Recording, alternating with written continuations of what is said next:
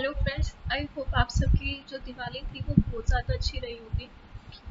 तो हमने क्या कर लिया था कि जो DSSP के अंदर प्रीवियस ये क्वेश्चंस आए थे तो उसमें हम वो कंटिन्यू कर रहे थे।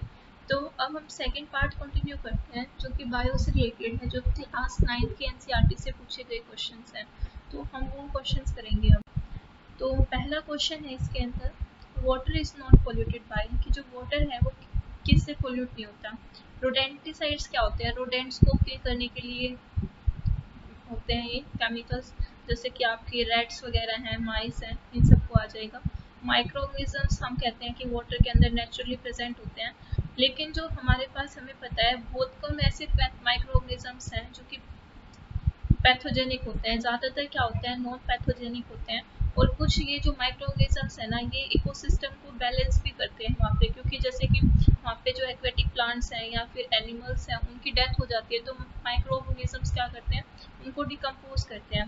तो जो वाटर है वो इन माइक्रोऑर्गेनिज्म से पोल्यूट नहीं होता।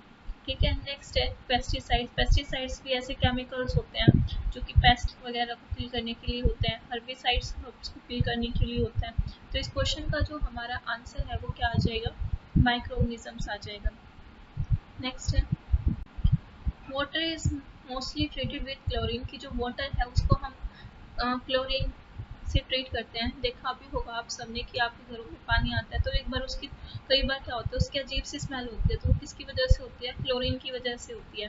तो क्लोरीन क्यों करते हैं हम, डालते हैं उसके अंदर, ताकि कोई भी उसके अंदर अगर हार्मफुल माइक्रोऑर्गेनिजम्स हैं उनकी क्या हो जाए, डेथ हो जाए। ठीक है, BOD क्या होती है, बायोलॉजिकल ऑक्सीजन डिमांड होती है, ऐसे केमिकल ऑक्सीजन डिमांड होती है।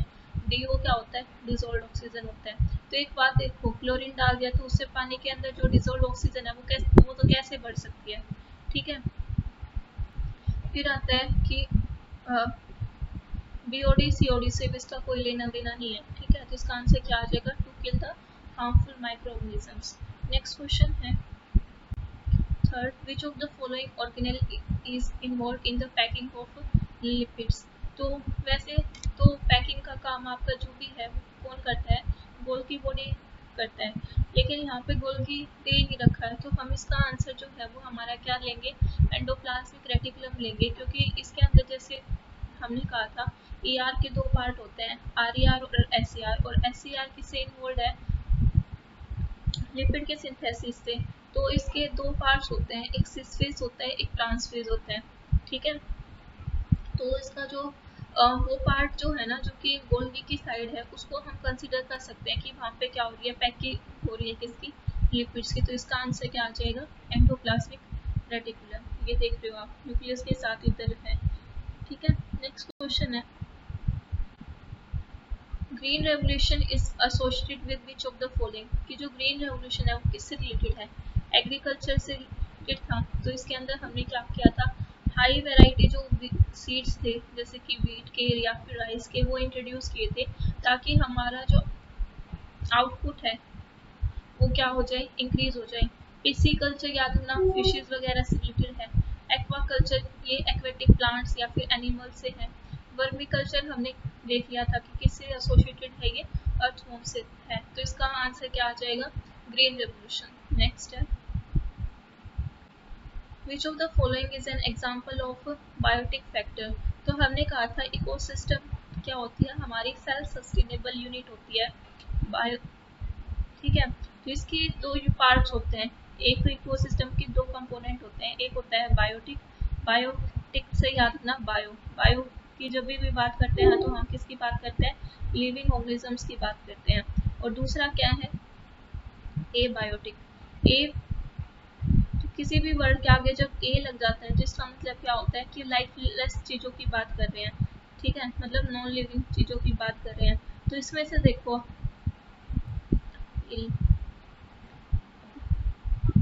राइटिंग को थोड़ी इग्नोर करना है, ऐसी है। ठीक है, अब तो ये बताना है इनमें से बायोटिक फैक्टर कौन सा है। सनलाइट है, वो भी non bio sorry abiotic factor है। फिर आता है बैक्टीरिया, बैक्टीरिया लिविंग होता है तो बायोटिक फैक्टर में यही आ गई। ठीक है, सोल क्या होता है, सोल तो आपका एक सॉल्यूशन का टाइप होता है। वाटर है, वाटर भी है, बायोटिक कंपोनेंट है। अब हम मूव करते हैं नेक्स्ट क्वेश्चन की तरफ। नेक्स्ट है microbacterium boric infection in cattles leads to which of the following disease in humans. कि माइक्रोबैक्टीरियम में बोरिक इन्फेक्शन, ठीक है, एक माइक्रोबैक्टीरियम बोविस होता है जो कि कैटल्स के अंदर क्या करता है, डिजीज करता है, जैसे कि मेस्टिस हो जाता है। इसके अलावा उनके अंदर निमोनिया वगैरह ऐसी सब होती है। ठीक है, इसकी वजह से क्या होता है, जैसे उनके अंदर अबॉर्शन जो वगैरह है उसके चांसेस बढ़ जाते हैं।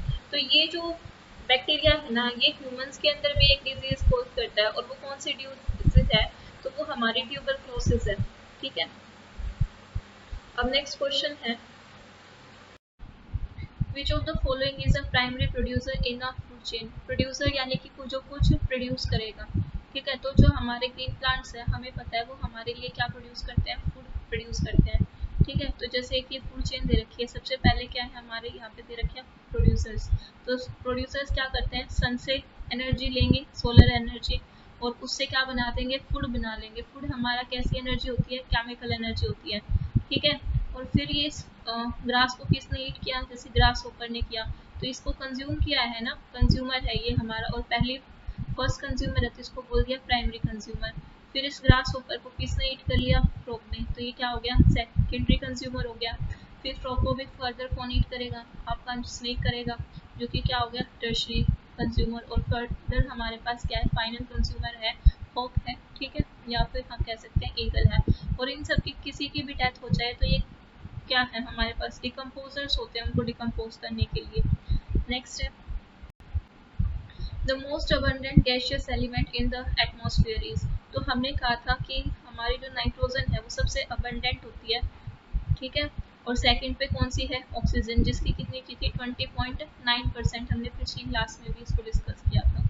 इसके अलावा फिर हमारे पास कौन है, आर्गन गैस है। आर्गन कितनी होती है, 0.9 अप्रोक्स 1 लेके चल सकते हैं। फिर है कार्बन डाइऑक्साइड, तो कार्बन डाइऑक्साइड की अमाउंट देखो कितनी कम है, 0.03% है। लेकिन हम कहते हैं कि जब भी कार्बन डाइऑक्साइड की अमाउंट ज़्यादा हो जाती है तो उसकी वजह से क्या हो जाते हैं, ग्रीन हाउस इफेक्ट हो जाते हैं। ठीक है, और बाकी की जो आपकी गैसेस बच गई, वाटर वेपर या फिर दूसरी जो भी हैं, तो वो कितनी है, 0.17%। ठीक है, तो सबसे ज़्यादा अबंडेंट कौन आ गया, नाइट्रोजन। अब नेक्स्ट है which of the following is not a true coelomate. कि इनमें से ट्रू सिलोमेट बताना है कि कौन सा नहीं है। सबसे पहले हम बात करते हैं सिलोम। सिलोम क्या होती है, ये जैसे हमारी बॉडी है, बॉडी की कौन सी वॉल है, ये गट वॉल है। ठीक है, डाइजेस्टिव ट्रैक है उसकी वॉल है, और ये हमारी क्या है, बॉडी वॉल है। ठीक है, इनके बीच में एक क्या होती है, कैविटी प्रेजेंट होती है। ठीक है, जिसको हम क्या बोलते हैं, सिलोम बोलते हैं। और इस सिलोम के अंदर हमारे जितने भी इंटरनल ऑर्गन्स है ना वो पैक्ड होते हैं। ठीक है, अब इस जो सिलोम है इसको भी फर्दर क्या है, ठीक है, और हमने एक पढ़ रखा है कि 3 जर्म्स लेयर के बारे में पढ़ रखा है। कौन कौन सी होती है, एंडोडर्म जो कि इनर वॉल होती है, मेसोडर्म जो कि बीच मिडल लेयर होगी, और एक्टो मीन्स बाहर, तो ये आउटर लेयर होगी। तो जैसे प्लेटफॉर्म्स के अंदर देखो, प्लेटफॉर्म्स यानी कि जो आपके प्लेटी हेल्मिन्स है उसके अंदर ये डाइजेस्टिव कैविटी है, इसको लाइन कर रखा है किसने, एंडोडर्म ने।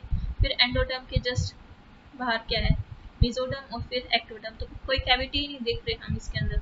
अब आ जाते हैं सूडोसिलोमेट्स के अंदर, जैसे कि राउंड वॉर्म्स के अंदर, जो कि हमारे क्या है, निमेथेलमिन्स है या फिर एस्केलमिन्स है। इसके अंदर देखो एंडोडर्म है, ये वाइट वाला पोर्शन जो है, फिर इसके बाहर क्या है, एंडोडर्म है। फिर एंडोडर्म के बाहर एक ये जो दिख रहा है, ये खाली स्पेस जो इस पे मैं ये कर रही हूँ गोल गोल सा, ये क्या है, एक सिलोम है, सूडोसिलोम है। और इसके बाहर मिजोडर्म है, फिर एक्टोडर्म है। तो ये जो सूडोसिलोम है ये एक सिलोम तो है लेकिन ये ट्रू सिलोम नहीं है, तो ये क्या हो गए, हमारे सूडोसिलोम्स हो गए।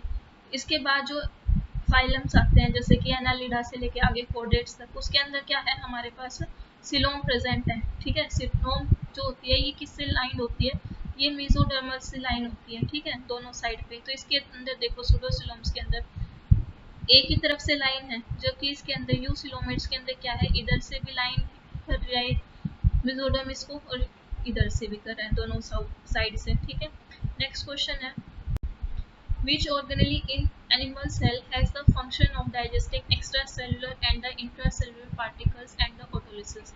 कौन सा ऑर्गेनेली है जो कि एनिमल सेल के अंदर जो कि क्या करता है, कोई भी एक्स्ट्रा सेलुलर यानी सेल से बाहर का कोई पार्टिकल आ जाए, या फिर इंट्रा सेलुलर कोई भी सेल के विद इन, इंट्रा का मतलब होता है विद इन, ठीक है, तो सेल के अंदर कोई पार्टिकल है, या फिर ऑटोलिसिस यानी कि खुद को ही डिस्ट्रॉय कर, सेल को ही डिस्ट्रॉय कर सकते हैं, ठीक है। तो हमने कहा था लाइसोसोम्स होते हैं जो कि जिनको हम क्या बोलते हैं, सुसाइडल बैग्स भी बोलते हैं। जैसे ये क्या है, ये हमारा सेल है, इसके अंदर क्या आ गया, बाहर से कोई बैक्टीरिया आ गया, तो क्या करें, इसके चारों तरफ एक क्या बन जाएगी, वेसिकल बन जाएगी, ठीक है। और यहाँ पे हमारे पास ये क्या है, रेड कलर जो पिंक कलर का है, ये लाइसोसोम है। तो ये दोनों आपस में क्या कर जाएंगे, फ्यूज कर जाएंगे। फ्यूज करके ये जो था, यहाँ पे डाइजेस्टिव जूस वगैरह है इसके अंदर, ठीक है, ये इसके ऊपर लगेंगे, इसकी ब्रेक डाउन करवा देंगे, और ये हमारा जो है बैक्टीरिया है ये इसके लाइसेंस होगी, ठीक है। तो ये हमारा जैसे सेल का भी रखा था। नेक्स्ट है जो ईस्ट है, वो क्या होता है, ईस्ट आपकी फंगस होती है, ठीक है।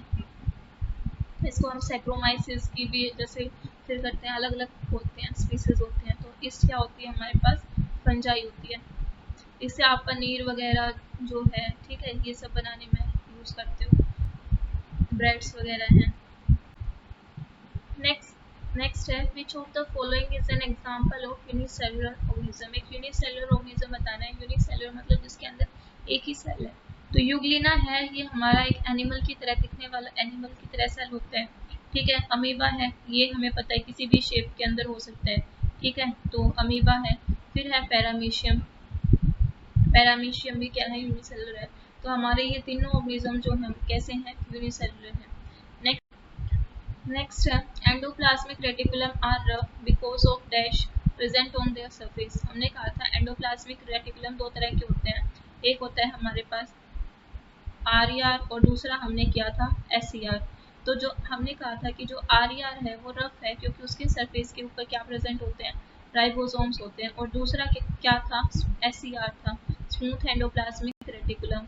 तो इसको हमने कहा था कि स्मूथ क्यों बोल रहे हैं, क्योंकि इसके सरफेस के ऊपर कोई भी राइबोसोम्स प्रेजेंट नहीं है, तो इसका आंसर क्या आ जाएगा, राइबोसोम्स।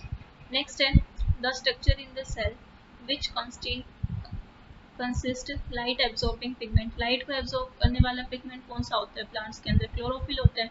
तो क्लोरोफिल कौन से स्ट्रक्चर के अंदर प्रेजेंट होता है, तो हमारा क्लोरोप्लास्ट जो होता है ना, उसके अंदर क्या होता है, क्लोरोफिल होता है। तो क्लोरोप्लास्ट जो होता है ये डबल मेम्ब्रेन स्ट्रक्चर होता है, दो मेम्ब्रेन होती है, जैसे एक ये आउटर लेयर है, एक ये क्या है, इनर लेयर है। इसके बीच में जो स्पेस है इसको क्या बोल दिया, इंटर मेम्ब्रेन स्पेस, की दो मेम्ब्रेन के बीच में स्पेस है। फिर आता है जो ये येलो कलर का जो इसका वो है, ये एक एक्वस फ्लूइड होता है, ठीक है, जिसको हम क्या बोलते हैं, स्ट्रोमा बोलते हैं। और इसके अंदर ऐसे जैसे बहुत सारे कॉइन, एक जैसे कॉइन होता है ना, उसकी फॉर्म में एक स्ट्रक्चर होता है जिसको हम क्या बोलते हैं, थैलाकोइड बोलते हैं। और एक जब ये थैलाकोइड एक के ऊपर एक इस तरीके से अरेंज हो जाते हैं ना, तो इस पूरे स्ट्रक्चर को हम क्या बोल देते हैं, ग्रेना बोल देते हैं, ठीक है। और अगर वो सिंगुलर है तो उसको बोल देंगे ग्रेनम, ठीक है। और ये जो है जैसे एक ग्रेना ये हो गया और एक ग्रेना हमारा ये है, तो इनको देखो, इनके बीच में ये क्या है, ये जो है इसको हम बोलते हैं स्ट्रोमा लेमिनी। तो हमारा कौन सा हो गया, क्लोरोफिल है वो किसके अंदर प्रेजेंट है, क्लोरोप्लास्ट के अंदर है। क्रोमोप्लास्ट क्या होते हैं, क्लोरोप्लास्ट के अंदर तो क्या होता है, ग्रीन कलर का पिगमेंट होता है, ठीक है। और जो क्रोमोप्लास्ट है इसके अंदर दूसरे पिगमेंट्स होते हैं जो कि ग्रीन नहीं होंगे, दूसरे कलर के होंगे, जैसे येलो है, ऑरेंज है। तो हमने कई बार देखे भी होंगे कि कुछ पेड़ होते हैं उनकी जो लीव्स होती है वो ग्रीन कलर की नहीं होती, किसी दूसरे कलर की होती है। तो वो क्यों होती है, क्योंकि उनके अंदर क्रोमोप्लास्ट का जो नंबर है वो ज़्यादा है क्लोरोप्लास्ट से।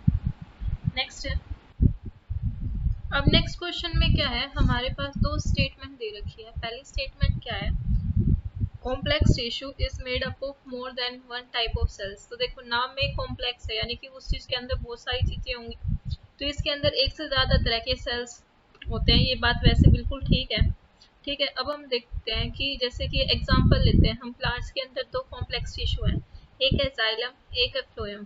तो जो जाइलम है ना, इसके अंदर चार तरह के सेल्स हैं, ठीक है।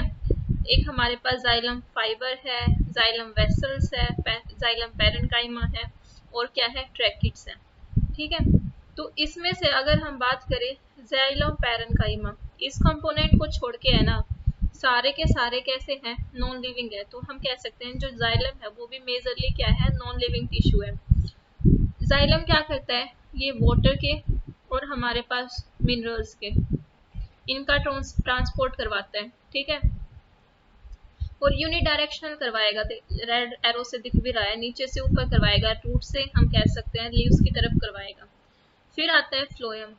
फ्लोएम क्या करवाता है, ये हमारे पास जितने भी फूड होते हैं ना उनका ट्रांसपोर्ट करवाता है, ठीक है। तो फूड की रिक्वायरमेंट तो देखो हर जगह होती है प्लांट के अंदर, हर पार्ट के अंदर। तो इस तरीके से कैसी डायरेक्शनल है, ऊपर भी जा रहा है, ठीक है, ब्लू एरो से देखो, और नीचे भी जा रहा है, यानी कि बाई डायरेक्शनल मूवमेंट है। और फ्लोएम के भी 4 कंपोनेंट है।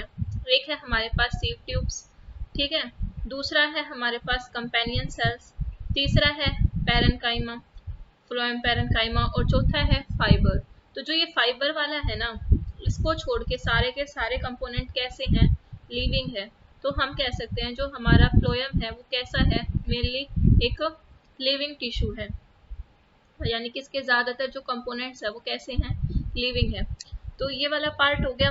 फिर आता है सेकेंड स्टेटमेंट की तरफ देखो, meristems are example of permanent tissue. Meristems क्या होते हैं, ये ऐसे सेल्स होते हैं जो कि लगातार क्या कर रहे हैं, डिवाइड कर रहे हैं, ठीक है, अपना नंबर बढ़ा रहे हैं। तो ये कहाँ पाए जाते हैं, जैसे ये हमारा प्लांट है, तो इसके जैसे ये एपिक्स है, तो यहाँ पे ये शूट एपिक्स है, तो यहाँ पे क्या मिलेंगे, एक मिलेगा, एक मेरिस्टेम है जिसका नाम है एपिकल मेरिस्टेम। तो ये देखने को मिलेगा, ये क्या करवा रहा है, इसकी लेंथ बढ़ा रहा है स्टेम की अपवर्ड। ऐसे शूट जो रूट्स होती हैं, रूट की जैसे ये रूट है ऐसी, ठीक है। तो यहाँ पे भी है, ये यहाँ पे भी क्या होगा, एपिकल टिश्यू होगा। ये कैसे है, इस तरीके से डायरेक्शन, इस डायरेक्शन में रूट्स की जो लेंथ है वो इंक्रीज करेगा। फिर आता है कि इसके अंदर क्या होता है, हमारे पास नोड्स एंड इंटरनोड्स भी होते हैं स्टेम के अंदर। अगला जो टिश्यू है वो हमारा कौन सा है, वो है लेटरल मेरिस्टेम। लेटरल मेरिस्टेम कैसे है, इसकी गिर्थ यानी कि जो डायमीटर है ना वो बढ़ाता है इसका स्टेम का। फिर तीसरा एक और मेरिस्टेम आता है जो होता है इंटरकैलरी मेरिस्टेम, जो कि दो नोड्स के बीच में पाया जाता है, ठीक है। तो ये 3 तरह के मेरिस्टेम्स होते हैं। तो ये मेरिस्टेम्स हमने क्या कहा, ऐसे सेल्स हैं जो कि लगातार क्या कर रहे हैं, डिवाइड कर रहे हैं। अब डिवाइड कर रहे हैं तो उनके पास क्या चाहिए, साइटोप्लाज्म ज़्यादा चाहिए, क्योंकि ज़्यादा चीज़ों की ज़रूरत है ना। डिवाइड करेंगे तो वो डिवाइड होनी है 2 पार्ट्स के अंदर, जितने भी कंपोनेंट्स होते हैं, तो इनके पास डेंस साइटोप्लाज्म होता है। फिर इन्होंने क्या कर लिया, अपना एक पर्टिकुलर फंक्शन लेना है इनको, कि मैं तो बस यही काम करूंगा, मेरे बस की नहीं है और दूसरे काम करने। तो इनके अंदर क्या हो गया, डिफ्रेंसिएशन हो गया, एक प्रोसेस हो गया डिफ्रेंसिएशन। तो डिफ्रेंसिएशन क्या होता है, एक प्रोसेस होता है जिसके अंदर जो मेरिस्टेम सेल्स हैं वो अपनी डिवाइड करने की कैपेसिटी छोड़ के एक पर्टिकुलर साइज के अंदर आ जाते हैं, शेप के अंदर आ जाते हैं, और एक पर्टिकुलर फंक्शन अटेन कर लेते हैं। तो इसको बोलते हैं हम क्या, इस तरह के जो टिश्यू होते हैं उनको बोलते हैं हम परमानेंट टिश्यू। जैसे कि परमानेंट टिश्यू के अंदर हमने कौन सा किया, जैसे जाइलम को ही ले लो, फ्लोएम को ही ले ले। जाइलम क्या कर रहा था, वाटर एंड मिनरल्स का ट्रांसपोर्ट करवा रहा था। इसी तरीके से आपका जो फ्लोएम था वो किसका ट्रांसपोर्ट करवा रहा था, फूड का करवा रहा था। तो इसी के साथ हमारे ये जो भी क्वेश्चन है ना, वो 15 क्वेश्चन थे इसके अंदर, वो खत्म हो गए हैं। अब हम इसका जो पार्ट 3 है वो कंप्लीट करेंगे, वो नेक्स्ट वीडियो के अंदर देखेंगे, ठीक है। तो thank you so much, I hope आपको ये वीडियो है आपके लिए यूजफुल रही होगी।